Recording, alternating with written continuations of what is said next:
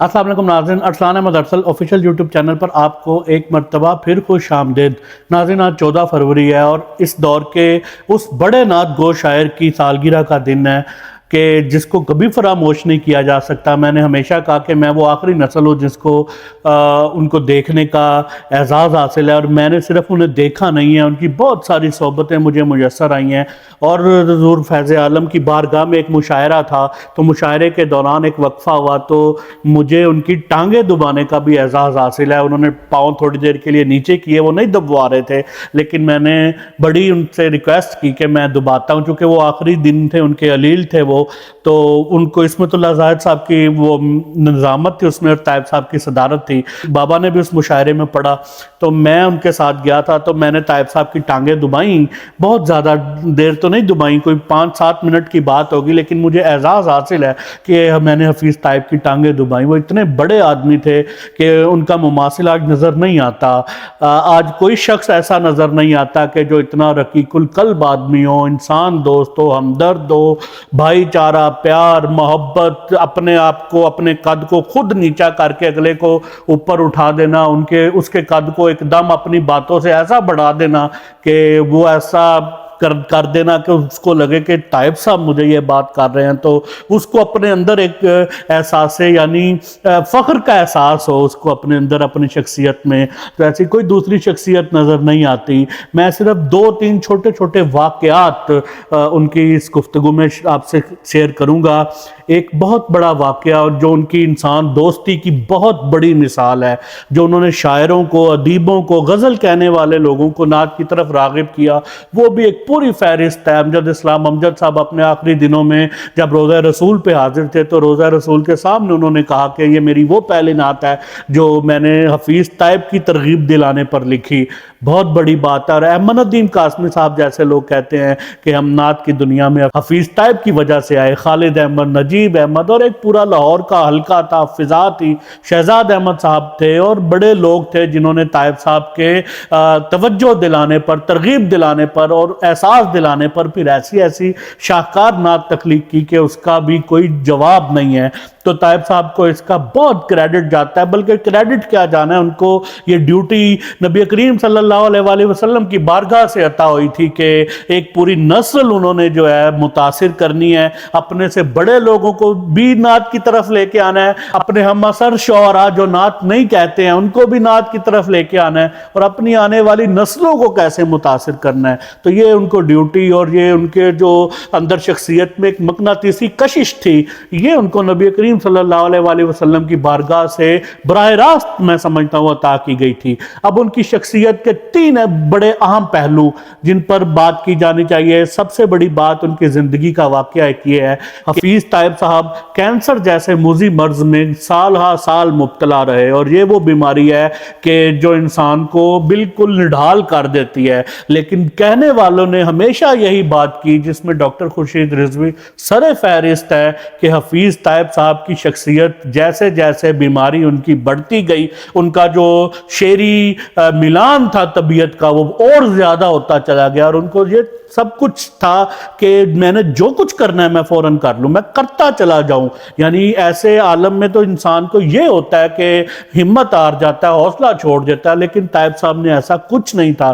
ताइब साहब ने शख्सियत में वही बात के बस उनको ये हो गया कि मेरे पास वक्त थोड़ा है, मुझे जो करना है मैं कर जाऊं।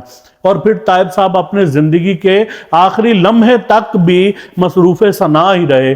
तो बात जो बताने वाली थी वो ये थी कि ताइब साहब कैंसर जैसे मुझे मरज़ में मुब्तला थे। तो एक दफ़ा ऐसा हुआ कि गालिबन जनाह हस्पताल के सामने से एक बड़ी फार्मेसी से उन्होंने कोई अपनी अद्वियात ली, ये इसी कैंसर के मरज़ की। तो गालिबन वो 40 या 50 हज़ार की दवाई आई उनकी। तो बाहर निकले दवा लेके, तो कोई किसी ने कहा कि मेरे अंदर अस्पताल में ऑपरेशन है और मुझे उसके लिए 40 या 50 हज़ार, जितने की दवा ताइब साहब ने ली उतने की उस शख्स ने उनसे कहा कि मुझे पैसे चाहिए, तो आप मुझे किसी तरह दे सकते हैं। उसने यानी उसने हफीज ताइब समझ के नहीं, उसने तो अपने एतबार से बात की कि मुझे पैसे चाहिए। उसने सवाल किया। ताइब साहब की आप शख्सियत का पहलू देखे, ये बहुत बड़ी बात है। کہنے کو تو میں کہہ دوں گا اور آپ سن لیں گے، لیکن آپ آج کے دور میں اس کو ویژولائز کریں کہ یہ کیسی بات ہے۔ طائب صاحب اندر گئے، ساری دوا واپس کی فارمیسی پہ، اور جتنے پیسے تھے واپس لا کے اس شخص کو دے دیے کہ جا کے اپنے جو بھی آپ کا رشتہ دار ہے اس کا آپریشن کروائیں، میرا اللہ مالک ہے۔ اس کو دوا کے پیسے دیے اور خود واپس چلے گئے۔ یہ بڑی تاریخی بات ہے ناظرین، جو شاید کم طائب صاحب کو مقام اور مرتبہ ایسے نہیں ملا، محض فن کی بدولت نہیں ملا، وہ بہت بڑے آدمی تھے۔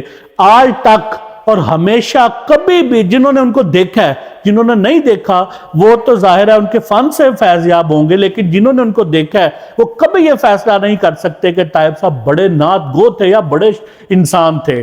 وہ آپ ان کی اس حیثیت سے دیکھیں گے تو لگے گا نہیں یہ زیادہ، اس حیثیت سے دیکھیں گے تو لگے گا کہ نہیں یہ برتری ہے، اس کو یہ سبقت لے جا رہی ہے، اسی لیے وہ اس چیز میں ہمیشہ رہے۔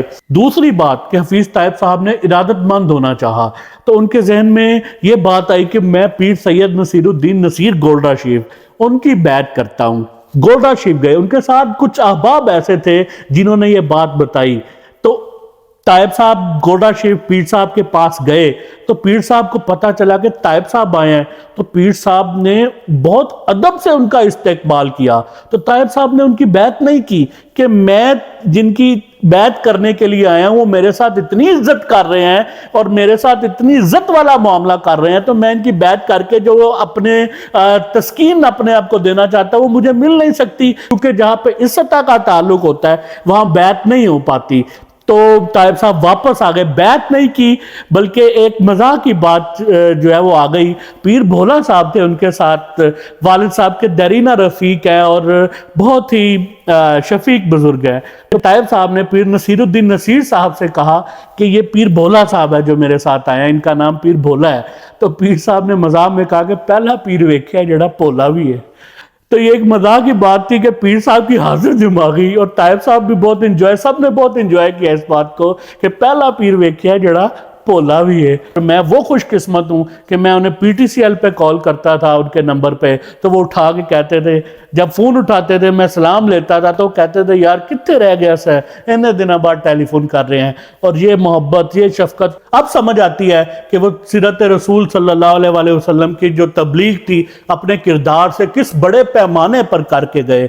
تو اللہ تعالیٰ طائب صاحب کے درجات بلند کرے، اور ان کے جانے کے بعد ان کے بھائی عبد المجید منہاس نے جس طرح ان کو یاد رکھا وہ بھی ہمیشہ یاد رکھا جائے گا کہ ایک بڑے بھائی کو ایک کیسا چھوٹا بھائی میسر آیا، اور ایک ان کے نواسے محمد نعمان طائب کو یاد رکھا جائے گا کہ اس نے ان کے تحقیقی، تخلیقی، شعری، نثری سارے کام کو جس طرح محفوظ کیا اور وہ کرتے چلے جا رہے ہیں۔ اللہ تعالیٰ ایسا بھائی بھی کم لوگوں کو دیتا ہے اور ایسا نواسا بھی کم لوگوں کو دیتا ہے۔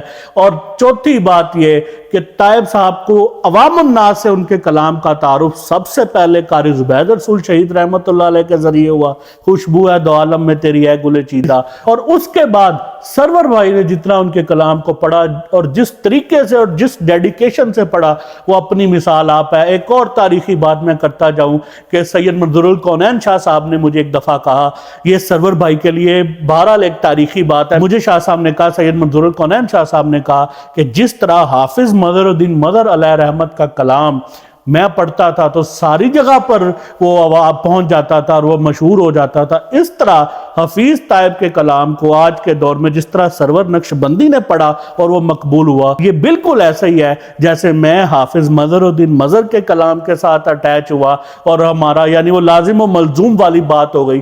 اسی طریقے سے سرور نقشبندی اور حفیظ طائب یہ ایک دوسرے کے ساتھ پھر لازم و ملزوم ہو گئے، کیونکہ یہ بات اپنی جگہ مسلم ہے کہ انسان بہت بڑا شاعر ہو، بہت بڑا تخلیق کار ہو، لیکن جب تک اس کو کوئی اچھا پڑھنے والا میسر نہیں آتا اس کا کلام اتنا مقبول پبلک میں اور عوام الناس میں نہیں ہو سکتا۔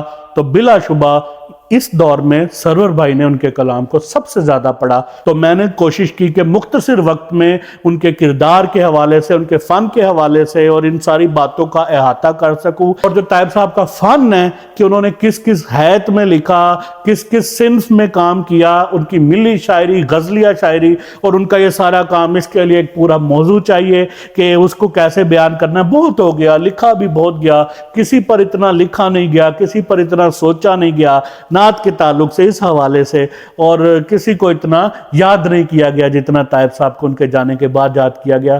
تو میرا ان سے ایک ارادت کا رشتہ ہے، محبت کا رشتہ ہے، قلبی تعلق ہے۔ میں نے سوچا کہ آج ان کی سالگرہ کے دن آپ کے ساتھ ان کی یادوں کو شیئر کیا جائے۔ میں نے ان کو بہت قریب سے دیکھا، اور ان کے جو آخری 1997 سے لے کے 2004 تک کے یہ جو 7 سال ہیں، مجھے ان کی بہت شفقتیں میسر آئیں۔ اللہ تعالیٰ ان کے درجات بلند کرے، ایسے لوگ دوبارہ نہیں آتے، اور یہ لوگ دوبارہ کبھی کوئی صدیاں ہوں گی، کبھی کوئی لوگ ہوں گے جو حفیظ طیب جیسے لوگوں کو دیکھیں گے۔